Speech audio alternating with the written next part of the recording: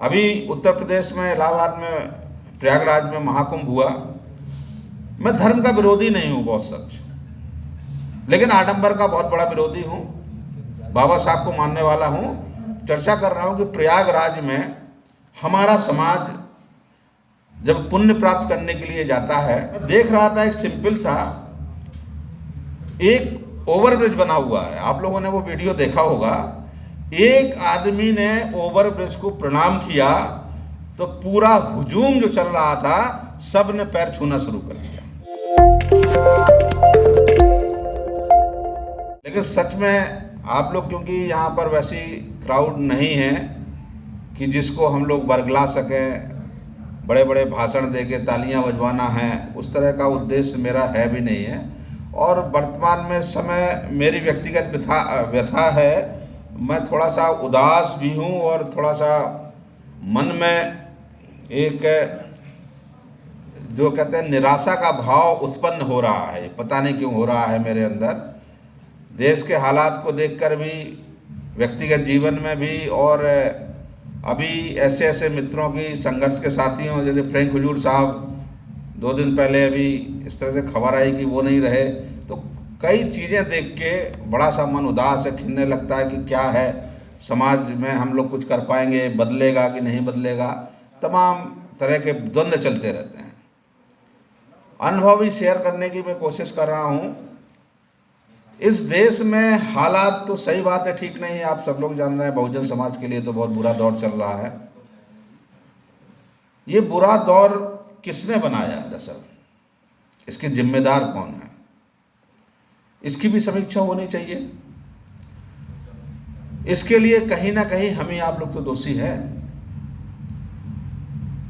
और जब हमारे अपने लोगों की समीक्षा होती है तो हम लोग नाराज हो जाते हैं और समीक्षाओं से भागते हैं और डर लगता है।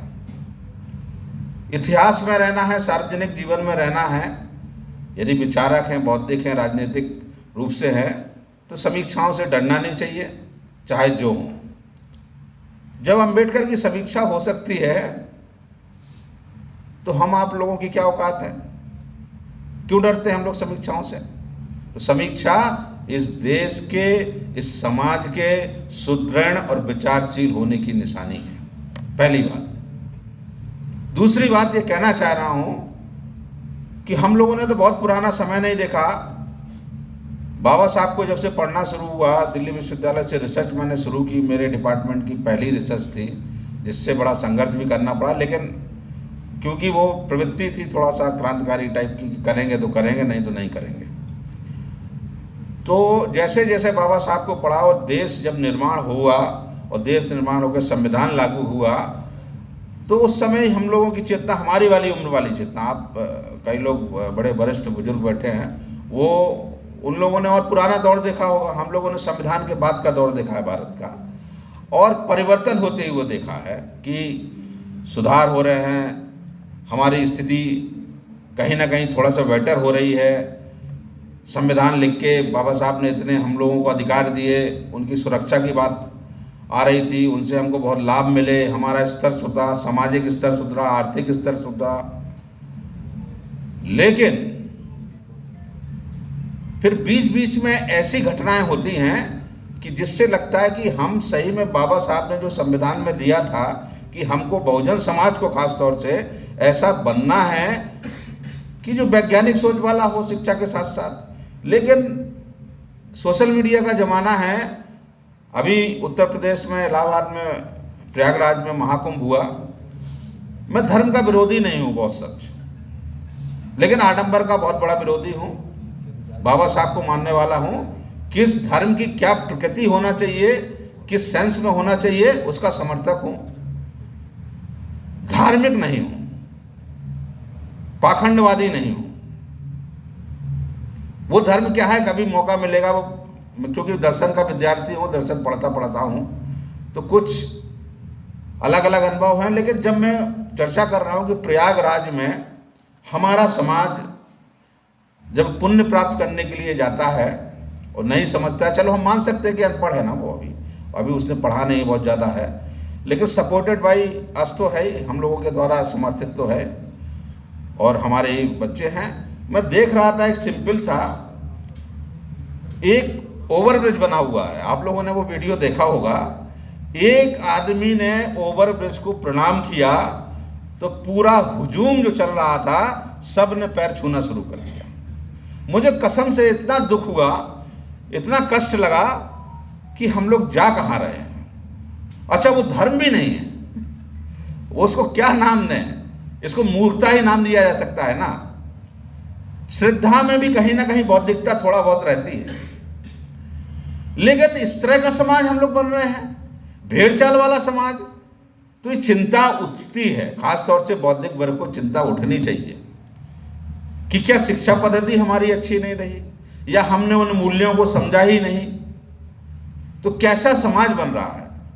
देखिए, एक पॉलिटिकल रूप से एक और मेरे मन में दूसरा विचार जब आता है कि लगता है हम लोग मानते थे और अभी भी मेरा दृढ़ विश्वास है उसमें कि यदि कोई भी सामाजिक बल जिसका ज़्यादा होगा, मतलब सामाजिक बल का आशय मेरा इतना है कि सामाजिक समझ जिसकी जितनी अच्छी होगी, सामाजिक विचारधारा जितनी अच्छी होगी, वो समाज सस्टेन करता है और लंबे समय तक रहता है और समाज अच्छा समाज निर्माण करता है। पूरी दुनिया का इतिहास यदि हम देखें, लेकिन और हम कहते हैं कि समाज रूप से हम लोग यदि जागरूक है, सशक्त है, तो हम लोग हमेशा हमको राजनीतिक सत्ताएं भी मिलती रहेंगी।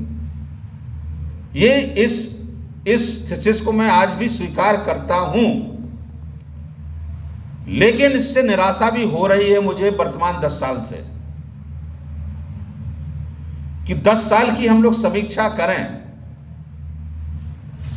तो एक राजनीतिक सत्ता किस ढंग से पूरे समाज को डिस्ट्रॉय कर सकती है, उसकी मान्यताओं को, उसके मूल्यों को, और पूरा हम लोग 30-40 साल पीछे चले जा रहे हैं, ये हम लोगों को देखना पड़ेगा। तो राजनीतिक सत्ताएं जो हैं वो सामाजिक गति देने में, सिद्धांतों को, धार्मिक सिद्धांतों को बढ़ाने में कितनी सहायक हो गई, बाईस से बल्कि उल्टा हुआ। जबकि ऐसा नहीं है कि बहुजनों की सरकार तो खासतौर से उत्तर प्रदेश में तो बनी ही थी 4 बार, कुछ हुआ, लेकिन वो किस ढंग से बैक फुट पे आया और किस ढंग से हमारा पूरा समाज 30 साल तक, हम एक सामान्य सा मूल्यांकन करें तो लगभग हम लोग 30 साल पीछे हो गए। आप लोग देख लीजिए, सर्विस क्लास ज़्यादा बैठा है, कुछ बच्चे भी बैठे हैं, हमारे लखनऊ विश्वविद्यालय से भी है। एक जो और चिंता उभर के आ रही है कि समाज हमारा जागरूक नहीं था तो राजनीतिक सत्ताओं ने इस तरह से बात कर दी और हम लोग यहाँ की स्थिति में आ गए। आज जो सब कुछ आप दुनिया भर की चीज़ें पढ़ लेंगे, जान लेंगे, एनालिसिस कर लेंगे, सबका विश्लेषण करेंगे, तो आप जिग जैग बनते हुए लास्ट में एक ऐसी कोने पे पहुँचेंगे, एक पॉइंट पर पहुँचेंगे और लगेगा कि एक ही सबका कारण है शिक्षा। सब आप चाहे जो आप एनालिसिस लगा लीजिए, नहीं तो हमसे व्यक्तिगत बहस कर लीजिएगा, हम लास्ट में आपको शिक्षा पे पहुंचा देंगे और शिक्षा ही लगेगा कि वही एक कारण है जिससे हम अपने आप को मुक्त कर सकते हैं, अपनी मुक्ति, जिसको आप लोग मुक्ति मानते हैं, जिसके लिए धर्म की आवश्यकता बताते हैं। तो शिक्षाओं का जब पतन हो रहा है, ये बड़ी गंभीर बात है। देखिए, शिक्षाओं का पतन विश्वविद्यालयों में दिखने लगा, एक मॉडल चलता है। पहले आप प्राइमरी आपने एकदम सरकारी स्कूलों को ध्वस्त कर दिया, फिर मिडिल एजुकेशन में आए, फिर इसके बाद आप विश्वविद्यालयों में आ गए और जिसकी परिणति साफ साफ दिखने लगी हर विश्वविद्यालय में। और अब तो कम से कम चलिए, देख रहा हूँ मैं पिछले 6-7 महीने से, अब कुछ नेता लोग भी इस पर बोलने लगे हैं कि हाँ, विश्वविद्यालयों में भी ये गड़बड़ी, एक ही तरह के लोग, एक ही सिस्टम से लोग आ रहे हैं और पूरा एक ही तरह की विचारधारा ही पनप रही है। जबकि विश्वविद्यालय थे, उनका नाम भी बड़ा क्रिटिकल है। देखिए, लोकतंत्र हमारे देश के लिए अच्छा था, अच्छा है। एक अभी तक कहा जाता है कि जो व्यवस्थाएं हैं देश को चलाने के लिए, लोगों को इकट्ठा करने की, उसमें एक बेस्ट मॉडल लोकतंत्र था। हम लोग एक कदम और आगे बढ़े भारत के संविधान में। ये खासतौर से बच्चों जो बैठे हैं उनको ध्यान से सुनिएगा और समझिएगा इस जिस्ट को कि हम लोग रिपब्लिक हुए, जिसको गणतंत्र कहते हैं, लोकतंत्र से ज्यादा इंपॉर्टेंट चीज है गणतंत्र का होना। और प्रोफेसर रतनलाल सर ने कई जगह ये बोला भी है और कहते भी हैं बार बार कि लोकतंत्र का तो खतरा है ही, लोकतंत्र तो हम फिर आ सकता है, लेकिन सबसे ज्यादा जो खतरा है वो गणतंत्र पे है। गणतंत्र पे क्यों खतरा है? और लोकतंत्र और गणतंत्र के इस अंतर को आपको समझना पड़ेगा। देखिए, लोकतंत्र तो बहुमत का शासन होता है, यदि सिंपल सी परिभाषा करें उसकी, और किताबों में जो है कि आप लोकतंत्र में जो बहुमत का आ गया वो राज्य चलाएगा। राज्य किससे चलाएगा और बहुमत ही नियम बनाएगा।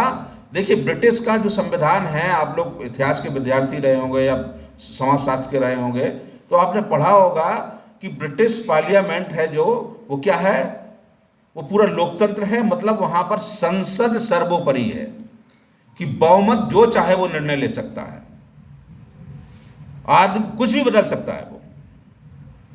तो बहुमत का एक खतरा ये भी है जो अभी आप देख रहे होंगे कि संविधान बदल देंगे ये है। लेकिन जब गणतंत्र रहता है तो मतलब संविधान रहता है। सरकारें कोई भी आएंगी, भले बहुमत से चुन रही हैं, लेकिन उनको संविधान के हिसाब से चलना पड़ेगा, नियम कानूनों के हिसाब से चलना पड़ेगा और उसी प्रोटोकॉल को फॉलो करना पड़ेगा जो हमारा भारतीय संविधान देता है। तो गणतंत्र में संविधान की सर्वोच्चता है। इस अंतर को हम लोग नहीं समझते हैं। चाहे लोकतंत्र में आज हमारी सरकारें नहीं है, हम नहीं आ पाए, इतना ज्यादा फर्क नहीं पड़ता है। लेकिन यदि हमारा देश का संविधान नहीं बचा तो फर्क पड़ता है, और खासतौर से बहुजन समाज को फर्क पड़ना चाहिए। और ऐसा फर्क पड़ना चाहिए कि आपको दिखना चाहिए कि आपके बच्चों का भविष्य क्या होने जा रहा है। हम लोग जब डरने लगे, देखिए, संविधान ने एक बड़ी खूबसूरत हम लोगों को समृद्ध करने के लिए नौकरियां दी थी, कह सकते हैं। उसमें निश्चित रूप से कांग्रेस पार्टी की पॉलिसी में खासतौर से इंदिरा गांधी जी का बहुत बड़ा योगदान था, इसको डिनाई नहीं किया जा सकता और डिनाई करना भी नहीं चाहिए। तो उसमें नौकरियों में ये मॉडल आप समझिए, जो छिपा मॉडल है, जो आरएसएस संघ का आप कहते हैं। एक सरकार आई, उन्होंने नौकरियों का जो सबसे बड़ा एक बेनिफिट था पेंशन को धीरे से खत्म कर दिया राष्ट्रहित के नाम पे। तो सरकारी नौकरियों का चार्म खत्म हो गया। अब क्या है, आपने दूसरा जब आया पेंशन, इसके बाद हमारी पेंशन खत्म कर दी। पेंशन खत्म करने से एक वो पूरा जो परिवार के साथ सुरक्षा रहती थी, एक सम्मान रहता था समाज में, वो सब धराशायी हो गया और लोगों का धीरे धीरे चार्म। अब फिर क्या कहने लगे, नहीं सब हम लाएंगे। तो लिटरेरी एंट्रियां उन्होंने शुरू करवा दी, प्रोफेसर भी बनाने लगे, संविदा पे ठेके पे प्रोफेसर बनाने लगे। तो ये ऐसी जब चीजें होने लगी, और संविदा में भी क्या कि आपको परमानेंट नौकरी भी नहीं है, जब चाहेंगे तो परमानेंसी भी खत्म कर दी। सरकारी नौकरियों की जो दूसरा आकर्षण था वो भी आपको धराशायी कर दिया, और बहुजन समाज जहां का तहां बना रहेगा। केवल आप रोटी की जुगाड़ में रखे रहिए, ना तो वैचारिक रूप से स्वतंत्र होकर सोचिए और ना अपने समाज का निर्माण कीजिए, ना अपने बच्चों के भविष्य के लिए आगे विदेश में पढ़ाना है, इधर उधर अच्छे नौकरी इंटरप्रेन्योर बनाना है। इन सबसे आप दूर हो जाइए धीरे धीरे। तो इस देश में जब स्वीकार कर लिया, सबको स्वीकार कर दिया, संविदा स्वीकार कर लिया, आईएएस बैकडोर से बनने लगे, प्रोफेसर और प्रैक्टिस की भर्तियां निकाल दी, तो ये सब क्या है? ये सब है कि सबसे ज्यादा जो नुकसान उठा रहा है वो उठा रहा है बहुजन समाज। दलित पिछड़े उठा रहे हैं, बहुजन समाज से अच्छा दलित पिछड़े उठा रहे हैं, एसटी ओबीसी उठा रहे हैं, और इस सब को बढ़ावा देने वाले भी एससी ओबीसी हैं। तो इस सब इन चिंताओं को समझना पड़ेगा हम लोगों को, और इसके लिए प्रतिक्रिया। देखिए, मैं ये दावे के साथ कह सकता हूं कि लोकतंत्र में जो वोट का अधिकार था ना, बाबा साहब ने सबसे बड़ा एक हथियार दिया था हमको, कीमत जिसकी बराबर थी, वो हथियार भी अब आपका नहीं है। मैं मेरी व्यक्तिगत समझ है, गलत हो सकता हूं, कि अब तो सरकार, जो वर्तमान सरकार है, इस स्थिति में आ गई है, तुम वोट दो चाहे ना दो, हम तुम्हारा वोट ले लेंगे और जो करना है हमको करेंगे। तो राजनीतिक पार्टियों की, खासतौर से जो सामाजिक न्याय समर्थित पार्टियां हैं, सामाजिक न्याय की बात करते हैं, इस देश में समानता की बात करते हैं, तो उन लोगों को अब केवल बातें करने से नहीं, सब लोग कह रहे हैं राजेंद्र पाल गौतम जी भी कहते हैं हमेशा, प्रोफेसर रतनलाल सर भी कहते हैं कि सड़कों में आंदोलन आना पड़ेगा और हम लोगों को पूरा बढ़ चढ़ कर हिस्सा लेना पड़ेगा, तभी तो इस देश बचेगा और इस देश के संविधान को बचा सकते हैं। संविधान बचेगा तो हम लोग बचेंगे, सीधा सीधा हिसाब है। तो इसलिए आप क्रोध रखिए, धर्म के मामले में खास तौर से जो विश्वविद्यालय में माहौल है, बच्चे नहीं उस पर पढ़िए, आपका वो अभी विषय नहीं, उस फील्ड पे मत खेलिए, वो हार जाएंगे आप वहाँ पर, और आपको ऐसे ऐसे केसों में फंसा के पीछे कर दिया जाएगा जिससे आपका भविष्य बर्बाद हो जाएगा।